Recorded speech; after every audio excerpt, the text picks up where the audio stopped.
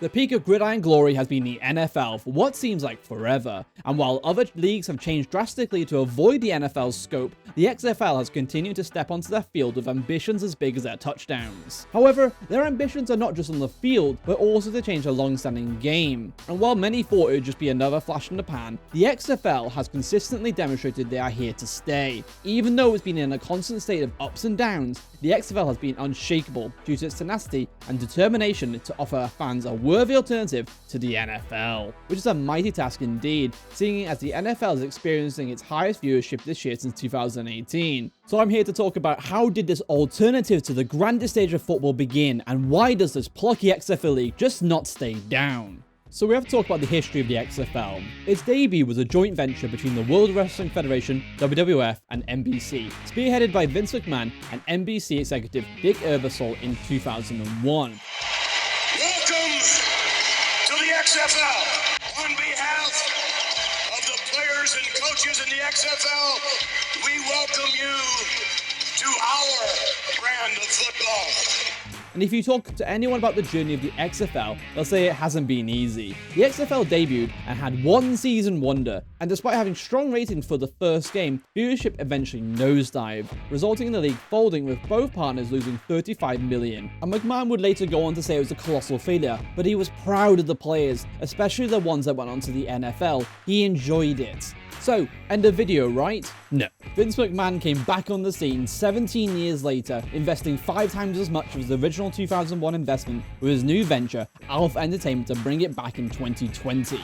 The new XFL will kick off in 2020, and quite frankly, we're going to give the game of football back to fans. But sadly, as you know, like everything in 2020, the pandemic caused the XFL to go bankrupt and was expected to lose tens of millions of dollars. A real shame, considering it barely had enough time to get going.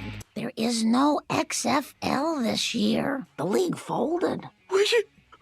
And nevertheless, the XFL was like a phoenix and was reborn from the ashes of 2020 by Dany Garcia and Dwayne for $15 million to bring the XFL back in 2023, with a 10-week season to run from February 18th through April 22nd, consisting of 40 regular season games. And if you have never watched the XFL but are into the NFL, now would be a good time to show you some players you may recognize. First, we have the former Pittsburgh Steeler, W.R. Martavis Bryant, former Falcons and Titans and Raiders, L.B. Vic Beasley. Then we have the former Alabama, great on and off again, Cincinnati Bengals backup quarterback A.J. McCarron, and an NFL pariah and all-around football playing journeyman, Josh Gordon. Now, money and known players are not the only thing they're using to tackle the massive opponents. They've also changed the rules of the game not once, but twice. The first was in 2001, and the second in 2023, but we'll get to that in more detail with the rules later on. However, updating the rules is not the only thing. They've also carved their spot on TV. Instead of going head-to-head with the NFL in the fall, the XFL, like some other competitors, have wisely chosen the spring for its game, giving football-starved fans a year-round action. And sticking with the spring season, they announced a merger with their spring league companion USFL, which is the United States Football League for 2024. This puts the wheels in motion for them to become the ultimate spring league powerhouse. We'll get to that later on as well, because that is a big segment to talk about. As you can see, the XFL started off with high hopes at the start, but never amounted to anything. Came back for round 2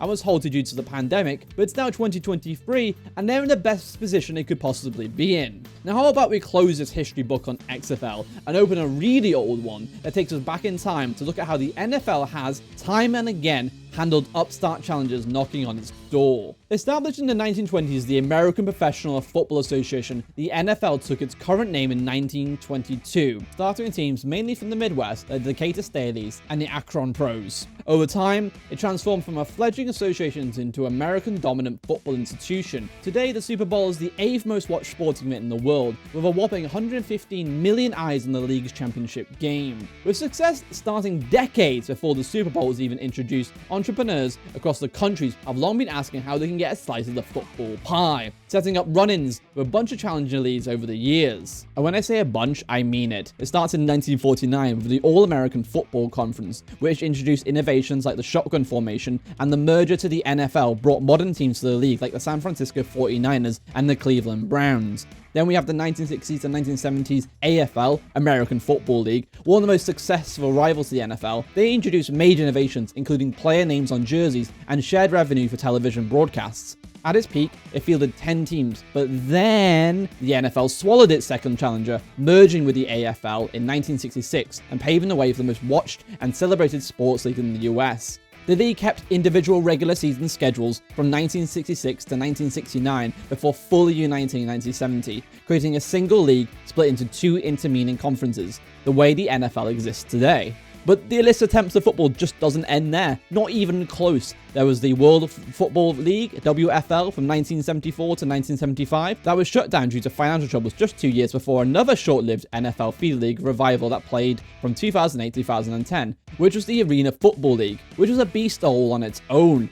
Played with padded walls and much smaller field, it was just too different from many traditional football fans used to watching NFL and the college games. Then we have the United Football League, the USFL, from 2009 to 2012, which had a spring schedule, but just with 5 teams, it struggled with television deals before dying a slow death. Another league with financial woes was the Alliance of American Football, AAF, in 2019. It stood out with its tech innovations like a real-time in-game fantasy football app. Despite a promising start of 8 teams, it abruptly folded mid-season. As you can see, challenges came and go, but they all fell one by NFL as it got stronger and very clearly cemented its place in the ultimate destination for football glory. So what did the XFL do other than being 10 letters down the alphabet? Well, as you know, the absolute madman Vince McMahon gave it a shot by nicknaming it the Extra Fun League, with the hopes to inject the sport with drama, much like his wrestling empire. Some suggest that the NFL stands for the No Fun League. The XFL is going to be the Extra Fun League. So Vince and his team came up with some new rules. The first, instead of a traditional coin toss, the league introduced a scramble for the ball possession at midfield. 2 players, 1 ball. Whoever possesses the ball gets his choice, not only for the start of the game, but also for overtime, should that be necessary. Good luck, guys. Couple of safeties going to scramble for the right to possession. The hometown hero is on it, but the ball's still alive. Jamel Williams jumps on it. Yes. And the hometown guys have right to kick or receive. Then there was the player's freedom in jersey customization, which gave rise to the unforgettable choices, like Rod Smart's jersey, which we'll just play the promo for you right here. He hate me. He hate me because I love the game of football. He hate me because I will outplay my opponent. He hate me because I'm an outlaw. He hate me. There was no fair catch rule, one of the biggest in terms of safety for the players during the game. Extra point kicks, non-existent, a trend that persisted in later iterations, including the 2023 season. So with these rule changes and the nickname, it was time for the premiere. And like Jeff Brom would say, Do I not currently have a pulse? Yes, I do. Let's play football. A 2-game doubleheader which boasted a notable 9.5 Nielsen rating for the night, even surpassing the viewership of the 2001 Pro Bowl. However, innovation and premiere results alone weren't enough to save the league. The XFL battled a long list of challenges: poor gameplay quality, sagging ratings, and attendance. As in a total of 40 games, the league drew 936,000 fans, with an average attendance of 23,000. The XFL would have probably drawn even better in the second half of the season, but it was seen as a dead product by the public and mainstream by week 7. So maybe the best example of these problems was the February blackout and SNL debacle. During the XFL's second Saturday night broadcast, NBC faced a rating nosedive as the game overran, pushing back the start time of Saturday Night Live by almost 45 minutes. And if you work in TV, that's a big freaking deal. So Vince wasn't lying when he said it was a colossal failure. So when it got to 2020, we can skip over that because it didn't really happen. So how did Dany Garcia and Dwayne Johnson bring it back to life? Well, by fine-tuning a couple of the details, XFL 3.0 emerged in the spring of 2023, with 8 teams, all renowned coaches, playing in prominent stadiums. Once again, the rules were updated, but the changes were more refined this time. The scramble asked for a revamped kickoff, players sported their actual names to take things a little bit more seriously, and there were multi-point play options post-touchdown, something XFL 1.0 had experimented with mid-season. Innovations like the double forward pass and the fourth quarter ball possession strategy have added layers of excitement to a league that still struggled with players' prowess. Like unique kickoff formations, quicker play clocks, and exciting 1, 2, or 3-point after touchdown options. These rules don't just differentiate the league, but they gave the game a different feel, making them feel arguably and more excitingly, albeit with a few big names, but not none. And after all tinkering, The Rock, Dany Garcia, and the XFL front offices sure seem to believe that the league have found a tremendous amount of success in year 1. Even though it lost an estimated $60 million in 2023 according to industry sources and cut some jobs, the next season the league projects $100 million revenue. So if they believe it, let's review it ourselves. Honestly, as they gear up for year 2, it'd be hard to say anything about the XFL 3.0 besides so far, so good, because even if they face a losing and reported $60 million, ownership has a rosy lookout on the future. Smartly, the league was never set up to be a direct competitor with the NFL. Instead, XFL 3.0 was designed as a sort of a feeder league, allowing fringe NFL players to showcase their talent while engaging with fans across the country, adding to the available options for football fans, rather than to steal their eyes from the big boys. So if revenue wasn't the key metric for the XFL, what was? For starters, while there was a slight decrease in TV viewership over the course of the season, key metrics like the average margin of victory, pace of play, and digital impressions were set as KPIs, all of which are crucial to determine the quality of on-field production and fan engagement. Additionally, the XFL served as a massive job creator in the football world in 2023. Rosters expanded to 51 players, 46 of whom were active on the game day. With 8 teams in the league, at any given time there are 400 players with jobs in the league, plus tons of coaches and support staff. And if you don't think the pipeline is real, you probably don't want to check out the XFL's website page literally titled From XFL to NFL. And of all the XFL players who came and went during the 2023 season, dozens were given opportunities with NFL teams during training camp time, and over 65 had since transitioned to the big show. While you might see this could lead to a talent drain, league ownership sees the potential issue as an opportunity. League leaders believe in scouting and evaluating programs that's supposed to ensure a continuous flow of talent. This pipeline prowess made the XFL an attractive proposition for talented football players outside the NFL. So they've got a really good system going on. But we hear you, that's enough about the XFL and NFL. What about the USFL and the merger? Well, on September 28th, 2023, the XFL and USFL announced the intention to merge leagues. Before XFL 3.0 in 2023, the USFL was able to stand alone in 2022. But when the XFL showed up, the two leagues clearly showed very similar audiences and were fighting for a lot of the same attention. As the week 1 of the USFL season averaged 784,000 views across Fox, NBC, and FC1, which is down 50% from last year's inaugural weekend.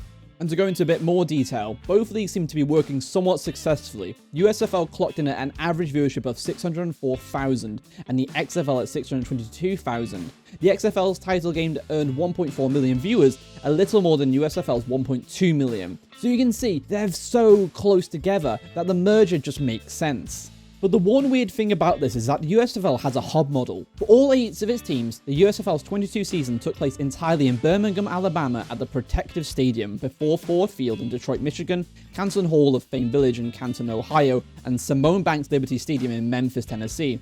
All hosted home games for 2 teams in 2023. Only the Michigan Panthers, Ford Field, and the Birmingham Stallions, Protective Stadium, played in the stadiums tied to their respective geographical places. So with no real roots in those places, it's hard to see the new combined leagues aiming for a full 16-league team, but details of any kind have been scarce, besides just reiterating that the leagues are combining and some staff changes. But no matter what ends up happening, the league are putting on a brave face about any possible concerns and marching forward to glory. Here's their joint statement. If the transaction is consummated, the new league will establish best-in-class operations based on the most recent seasons of both leagues. This historic combination will anchor professional spring football with substantial capabilities and resources to ensure future growth and continue to enhance the development of the collective players, coaches, and the staff that are coming together. So you can see, the reality was, it was extremely unlikely for both leagues to succeed independently. So they very likely looked at each other across the table and realized together that neither was going to fully distinguish itself by competing. So at the end of all the attempts to outdo each other, these leagues simply said, we can't beat them, join them. So to conclude, the XFL has learned from past competitors and has taken the path of least resistance on its way to 3, soon 4 different attempts at success. From implementing new rule changes meant to breathing life into the game, to the spring schedule, and even angling themselves as a stepping stone to the big time. The league has fine-tuned its approach and has taken massive leaps forwards each time.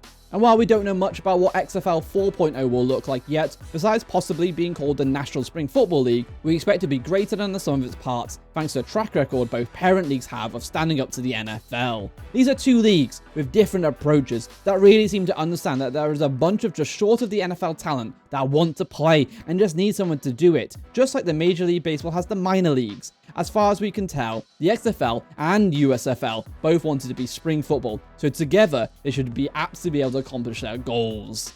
And there we have it. That is the XFL as a spring football revolution, and it will continue on to 2024. If you enjoyed that, give us a like. If you really enjoyed it, give us a subscribe. And if you want to watch more content that comes out in the future, hit that notification bell down below. Thanks for watching, guys.